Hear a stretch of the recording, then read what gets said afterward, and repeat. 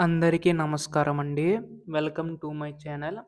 ఆంధ్రప్రదేశ్ రాష్ట్ర వ్యాప్తంగా ఉన్న రైతన్నలకు రాష్ట్ర ప్రభుత్వం అయితే గొప్ప శుభవార్త అయితే చెప్పిందండి. సో, ప్రస్తుతం మనకి ఈ యొక్క అన్నదాత సుఖీవ పథకం సంబంధించి గాను ప్రతి సంవత్సరం కూడా రూ. 20,000 జమ చేస్తామని చెప్పి హామీ అయితే ఇవ్వడం అయితే జరిగింది గదా! రాష్ట్ర ప్రభుత్వం అయితే.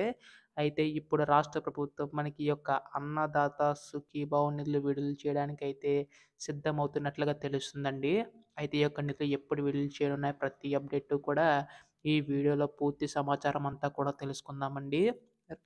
రైతన్నలందరూ కూడా వీడియోనైతే పూర్తిగా చివరి వరకు అయితే చూడండి. అంతకంటే ముందు చాలామందైతే వీడియోనైతే చూస్తున్నారు కానీ, సబ్స్క్రైబ్ అయితే చేసుకోవడం లేదు. సో, మీరు గనక సబ్స్క్రైబ్ చేసుకుంటే, నేను పెట్టే ప్రతి చిన్న లేటెస్ట్ అప్డేట్ కూడా మీరు ఎప్పటికప్పుడు మిస్ కాకుండా తెలుసుకోగలుగుతారు. అందుకోసం వెంటనే ఛానల్‌నైతే సబ్స్క్రైబ్ చేసుకోండి. అలాగే వీడియోకైతే లైక్ చేయండి. దీని ద్వారా మరికొంతమందికి సమాచారం అయితే అందుతుంది. ఇంక ఆలస్యం చేయకుండా వీడియోలోకైతే వెళ్ళిపోదాం. సో, ఏపీ రాష్ట్ర వ్యాప్తంగా ఉన్న రైతన్నలకు అయితే రాష్ట్ర ప్రభుత్వం అయితే మరొక శుభవార్త అయితే చెప్పిందండి.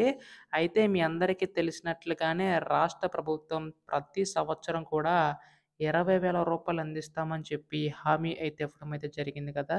సో, ఇప్పుడు ఈ యొక్క రూ. 20,000 అందించడానికి రాష్ట్ర ప్రభుత్వం సిద్ధమవుతున్నట్లుగా తెలుస్తుందండి. అయితే మనకి గతంలో కూడా ఈ విధంగా రైతు భరోసా పథకం సంబంధించి డబ్బులిచ్చేవారు. అయితే ఇప్పుడు దాన్ని కాస్త పెంచి ఇవ్వడం అయితే జరుగుతుందండి. అయితే ఇప్పుడు రాష్ట్ర ప్రభుత్వం తరపున చూసుకుంటే రూ. 14,000 వరకు కూడా ఇవ్వనుందండి. అలాగే కేంద్ర ప్రభుత్వం అయితే రూ. 6,000 వరకు కూడా ఇచ్చే అవకాశం ఉందన్నమాట. అయితే ఇప్పటికే పీఎం కిసాన్ పథకం సంబంధించి గాను 19 విడతల కింద నిధులనేవైతే విడుదల చేయడం అయితే జరిగిందండి కేంద్ర ప్రభుత్వం అయితే. సో, ఇప్పటికే డబ్బులనేవైతే జమవుతూ వస్తున్నాయన్నమాట. అయితే ఇప్పుడు రాష్ట్ర ప్రభుత్వం తరపున ఈ యొక్క నిధులు ఎప్పుడు విడుదల కానున్నాయని చెప్పేసి చాలామంది అయితే ఎదురు చూస్తున్నారు. అయితే ప్రస్తుతం రాష్ట్ర ప్రభుత్వం అయితే ఈ యొక్క నిధులు విడుదల చేయడానికి సిద్ధమవుతున్నట్లుగా తెలుస్తుందండి.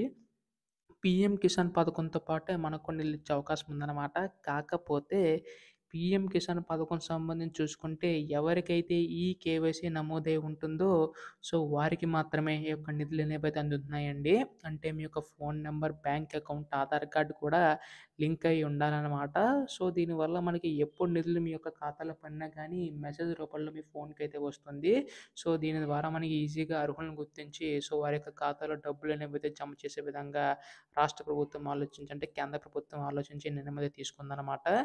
అలాగే మనకి రాష్ట్ర ప్రభుత్వం కూడా ఈ కేవైసీ నమోదైన వారికి మాత్రం ఇచ్చే అవకాశం ఉందండి. సో, దీనివల్ల మనకి పెద్ద మొత్తంలో నిధులనేవైతే అందుతాయన్నమాట. అయితే ఇప్పుడు మనకి ఈ యొక్క ఆర్థిక సంవత్సరం కింద మనకి ఈ సంవత్సరంలో మనకి పీఎం కిసాన్ సంబంధించి మనకి 20 విడత కూడా విడుదల చేసే అవకాశం ఉందండి.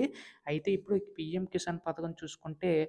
6,000 వరకు కూడా విడుదల చేస్తుంది కదా! అది కూడా 3 విడతల్లో. అలాగే రాష్ట్ర ప్రభుత్వం రూ. 14,000 వరకు కూడా విడుదల చేయనుంది. అయితే పీఎం కిసాన్‌తో పాటుగానే మనకి రాష్ట్ర ప్రభుత్వం కూడా విడుదల చేసే అవకాశం ఉన్నట్లు తెలుస్తుందండి. సో, దీని ద్వారా ఏంటంటే అటు కేంద్ర ప్రభుత్వం, అటు రాష్ట్ర ప్రభుత్వం తరపున అందడం వల్ల రైతులకి పెద్ద మొత్తంలో ఈ యొక్క నగదైతే అందుతుంది. అలాగే వారి యొక్క అవసరాలకు కూడా ఉపయోగపడుతుందని చెప్పేసి రాష్ట్ర ప్రభుత్వం అయితే ఉన్నతంగా ఈ విధంగా ఆలోచన చేస్తుందనమాట.